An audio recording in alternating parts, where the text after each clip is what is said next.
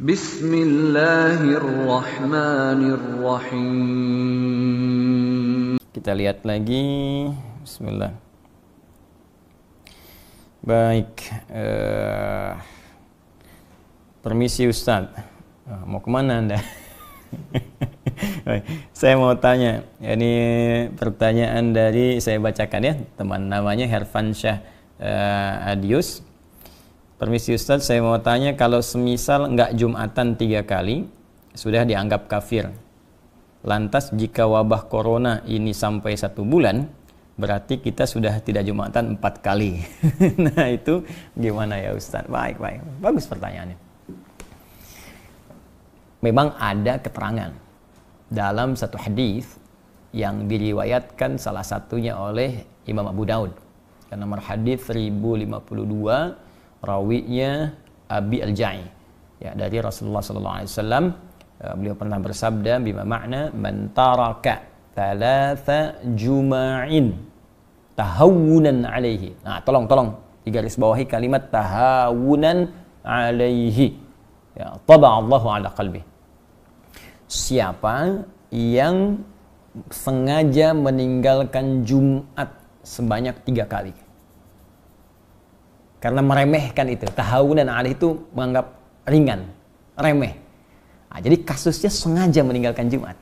Nah, bukan karena ada sebab tertentu yang secara syariat dia boleh mengganti Jumat dengan zuhur. Ingat ya, bukan sengaja meninggalkan Jumat karena ada sebab tertentu sehingga dia mengganti Jumat dengan zuhur. Nah, kasusnya berbeda. Maka di hadis ini dikatakan siapa yang sengaja meninggalkan Jumat sebanyak 3 kali karena meremehkan, menganggap ringan ibadah Jumat itu, maka taba Allahu ala qalbi. Allah akan menutup, memberikan cap kepada hatinya. Ya, taba'a sama dengan khatama. Ya, sama dengan Al-Baqarah ayat ke-7 itu ketika Allah mengatakan khatamallahu ala qulubihim wa ala sam'ihim wa ala absarihim ghishawa wa lahum adzabun azim. Maka diancam oleh Allah Subhanahu wa taala, hati-hati. Ya, nanti kalbunya bisa tertutup. Ya, kalau kalbu tertutup, pada akhirnya sulit menerima informasi. Nah, bukan hanya informasi-informasi yang dimaksudkan kebaikan-kebaikan, tapi pada puncaknya sulit menerima nur Allah Subhanahu wa taala. Karena itu kalau dengar azan ke telinga sudah nggak mempan lagi, nggak peduli dengar azan. Lihat orang ke masjid sholat sudah tidak ada kecenderungan untuk bisa mengikuti. Bahkan puncaknya ada yang anti. Awas, hati-hati nih. Hati-hati, puncaknya anti. Ya, mohon maaf. Ya, azan jadi komplain, lihat orang salat jadi sewot. Nah, sekarang padahal ada tempat misalnya yang aman, ya boleh jadi tidak ada isu virus di situ, tiba-tiba ikut komentar tutup masjidnya misalnya. Nah, ini aneh nih, saat masjid buka Anda tidak ada, ya saat masjid sekarang ada corona ramai Anda minta ditutup, padahal orangnya nggak pernah ke masjid misalnya. Nah, itu juga hal yang penting untuk kita dudukan dengan cara yang baik. Jadi yang dimaksud kondisi sekarang corona ini kondisi yang berbeda yang dimaksudkan hadis yang tadi. Ya, karena itu penting kita mengkaji secara detail sehingga tidak salah paham atau pahamnya yang salah. Jelas ya? Nah, dalam konteks orang tidak bisa Jumat, nah, karena kekhawatiran diduga menyebarnya virus misalnya corona ini, ya apalagi misalnya mohon maaf di masjid-masjid simpangan, jalan, ya, atau sekarang seperti Istiqlal, kan?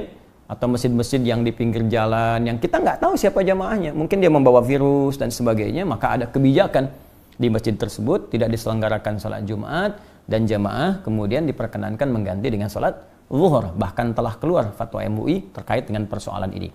Maka di sini pernah saya sampaikan berlaku hadis Nabi. Ya, idza maridal abdu aw safar kutiba lahu mithla ma kana alaihi muqiman sahiha. Kalau seorang hamba punya uzur, bahkan uzurnya pun ya bisa sakit, bisa karena penyakit tertentu, bahkan kalaupun nggak ada penyakit, safar kata Nabi itu. Safar, perjalanan jauh. Ya, karena ada masyakkah, kesulitan tertentu. Jadi ilat perjalanan itu, sebab perjalanan itu bisa karena panjangnya jadi lelah, atau bisa karena kedua masyakkah, kesulitan dalam perjalanan itu yang menyebabkan ia tidak mampu mengerjakan rutinitasnya. Dia nggak bisa Jumat, kemudian dia kerjakan zuhur. Bahkan dalam waktu bukan Jumat pun dia berangkat. Misal saya ingin katakan saya tinggal di Bekasi ini, ya, kemudian saya akan ke Bandung, macetnya luar biasa, macet. Saya sampai di kilometer 57, saya singgah di situ. Situasi macet luar biasa, mungkin sampai ke Bandung maghrib gitu kan, sehingga tidak mendapati asar di tempatnya atau di jalannya. Maka saya jamak qasar. Ya, saya gabungkan zuhur dengan asar, saya persingkat jadi 2. Itu dalam situasi jamak qasar pun, kata Nabi, Anda mendapatkan pahala sempurna seperti Anda biasa kerjakan sebelumnya dalam rutin. Jadi kalau Anda biasa ke masjid, dapat pahala ke masjid. Ya, dapat pahala komplit. Bahkan kalau Jumat pun Anda nggak Jumatan, Anda kerjakan zuhur, pahalanya dapat senilai Jumat. Itu hadis. Nah, jadi ini pentingnya kita mengaji sehingga bisa menempatkan sesuatu sesuai dengan tempatnya. Jadi jangan sampai ada pembicaraan begini misal, lebih baik saya berjuang ke masjid, kalau meninggal pun sedang syahid di masjid. Anda nggak bisa pastikan meninggal di mana. Ada poin. Hati-hati, kita nggak bisa pastikan. Jangan-jangan nanti Anda ke masjid meninggalnya di rumah. Dan ke rumah bawa virus misalnya. Virusnya menyebar pada keluarga, pada anak, pada istri. Ini lebih bahaya lagi. Jadi carrier Anda membawa nih, jadi agen pembawa virus kepada yang lain. Nah ini penting difikirkan di dalam konteks ini, dan Nabi telah memberikan solusi. Ya, Nabi telah memberikan solusi tentang persoalan yang dimaksudkan. Wallahu ta'ala a'lam bis-shawab.